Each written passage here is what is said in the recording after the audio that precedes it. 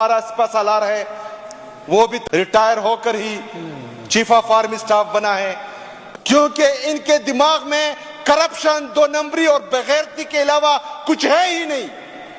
ना इनके पास पॉलिसी है पाकिस्तान को बेहतर बनाने के लिए, ना इनके पास कोई रिफॉर्म्स है पाकिस्तान में लाने के लिए। कि सबसे बड़ी सियासी पार्टी का वज़ीर आला खैबर पख्तूनख्वा, बचपन में देखा था कि एक कबाड़िया होता है और वो एक तार के जरिए मैग्नेटिस को खींचता है और उसके साथ जो है कचरा और कबाड़ इकट्ठा होता है। इस तरह हमारे अर्दली ने जो है तमाम जो जितने भी कचरे हैं वो अपने एग्जेक्टिव या कैबिनेट में शामिल कर दिए हैं। को कुचलने की साजिश थी, ये सिर्फ पाकिस्तान तहरीके इंसाफ को दबाने की साजिश थी। इसलिए पाकिस्तान में ऐसी पॉलिसियां या पाकिस्तान में ऐसी साजिशें करने लगे थे जिससे पाकिस्तान तहरीके इंसाफ को ये दबा सके। लेकिन तमाम पॉलिसियां पाकिस्तान में, तमाम रिफॉर्म्स सिर्फ और सिर्फ अपने आप के लिए करते हैं। यहाँ हम पर ड्रोन अटैक्स करते हैं, वहां अपने लिए जजीरे खरीदते हैं। यहाँ हम पर जो है दहशतगर्दी को मुसल्लत करते हैं, ये लंदन, पेरिस और न्यूयॉर्क में जो है अपने लिए फ्लैट्स खरीदते हैं। अस्सलाम वालेकुम नाज़रीन इकराम, आपको मुकम्मल वीडियो दिखाते हैं। सुहेल अफरीदी के खिलाफ इलेक्शन कमीशन सरगर्म हो चुका है। वज़ीर आला को हटाने की क्या साजिश की जा रही है, बहुत सारे सवालात खड़े हो गए हैं। वज़ीर आला सुहेल अफरीदी असम्बली पहुंचते ही फट पड़े और कहा कि ना ही इनके पास कोई पॉलिसी है, ये सिर्फ हमारी पार्टी को दबाने की कोशिश कर रहे हैं। मैं 4.5 करोड़ अवाम का वज़ीर आला हूँ। सुहेल अफरीदी गुस्से में आपे से बाहर हो गए। आप ये वीडियो देखिए, फिर इस पर डिटेल में बात करते हैं। अभी की भर्ती हुई है या प्रमोशन हुई है या जो हमारा सपा सालार है वो भी तकरीबन रिटायर होकर ही चीफ ऑफ आर्मी स्टाफ बना है। अगर हमारी लेजिस्लेचर का ये हाल है, एग्जीक्यूटिव का ये हाल है, जुडिशरी का ये हाल है और हमारे आर्मी का ये हाल है, तो पाकिस्तान का ये हाल होना ही होना है। यहां पर मसला यह है जनाब स्पीकर कि हमारी जो एलीट माफिया है वो पाकिस्तान में तमाम कवानीन, पाकिस्तान में तमाम पॉलिसियां, पाकिस्तान में तमाम रिफॉर्म्स सिर्फ और सिर्फ अपने आप के लिए करते हैं। यहाँ हम पर ड्रोन अटैक्स करते हैं, वहां अपने लिए जजीरे खरीदते हैं। यहाँ हम पर जो है दहशतगर्दी को मुसल्लत करते हैं, ये लंदन, पेरिस और न्यूयॉर्क में जो है अपने लिए फ्लैट्स खरीदते हैं। जनाब स्पीकर, इन तमाम मसलों का हल एक ही है। जो करोड़ों दिलों की धड़कन है, जिनको इन्होंने नाहक कैद किया हुआ है, वो है कैदी नंबर 804, हमारा लीडर, हमारा कायद जनाब इमरान खान साहब। उसके बगैर ना ही ये पाकिस्तान में अमन ला सकते हैं, ना पाकिस्तान की मईशत को बेहतर कर सकते हैं, क्योंकि उसको 8 फरवरी 2024 को पूरे पाकिस्तान ने वोट दिया है और वो पूरे पाकिस्तान का वजीर आजम है, वो पूरे पाकिस्तान का शहजादा है, वो पूरे पाकिस्तान की दिल की धड़कन है। जब तक वो बाहर नहीं आता, इन लोगों ने इस तरह ही रुलना है।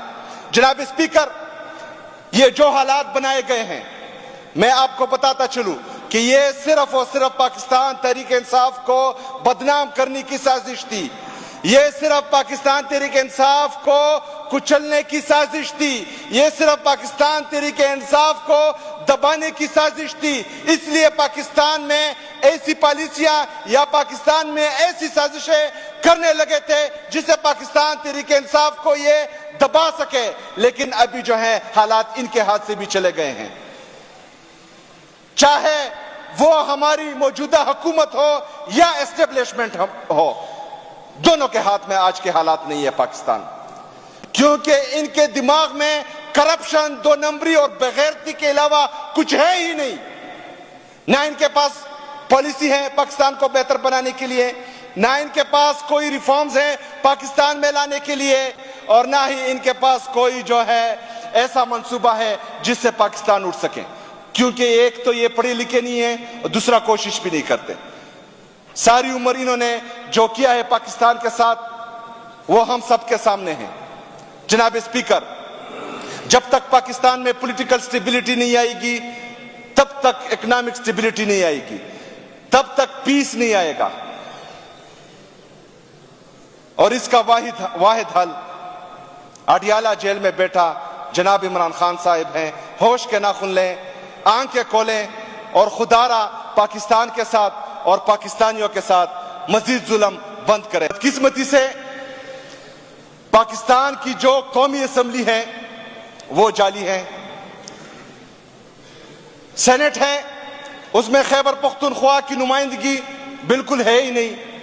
हमारे साथ हमेशा से सौतेली माँ जैसा सलूक हो रहा है और अभी भी हो रहा है। अगर एग्जीक्यूटिव की बात करें तो जिस तरह हमने बचपन में देखा था कि एक कबाड़िया होता है और वो एक तार के जरिए मैग्नेटिस को खींचता है और उसके साथ जो है कचरा और कबाड़ इकट्ठा होता है, इस तरह हमारे अर्दली ने जो है तमाम जो जितने भी कचरे हैं वो अपने एग्जीक्यूटिव या कैबिनेट में शामिल कर दिए हैं। हमारी कैबिनेट भी इस तरह है।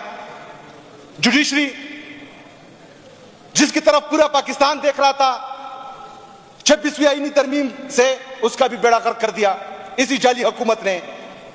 बाकी दुनिया में यही है जमहूरियत के 3 सतून, लेकिन बदकिस्मती से पाकिस्तान में एक न्यू एंट्री है जिसे एस्टेब्लिशमेंट का नाम दिया जाता है, वो भी इन्वॉल्व है। हकीकत ये है कि हमारे जो जहां पर SIFC की बात आ जाती है तो ये अपना एतमाद खो चुके हैं, तो वहां पर आवाम में भी रिएक्शन आता है, पार्लियामेंटेरियन की तरफ से भी रिएक्शन आता है।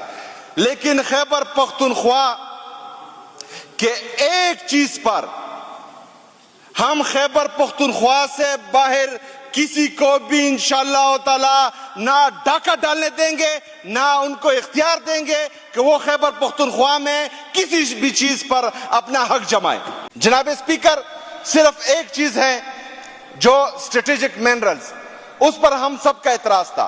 स्ट्रेटेजिक मिनरल्स पर जो है हमने ये तमाम कैबिनेट मेंबर्स का ये मौकफ था कि उसको स्पेसिफाइड करें, क्योंकि स्ट्रेटेजिक मिनरल्स में जैसे ऑयल एंड गैस या यूरेनियम वगैरह आते हैं, उसको स्पेसिफाइड करें कि इसमें कौन कौन से मिनरल्स आते हैं। ऐसा ना हो कि कल वफाक जो है इस स्ट्रेटेजिक मिनरल्स में हमारे जो है नेफ्राइट भी डाल दे, कोयला भी डाल दे, या जो हमारे बाकी।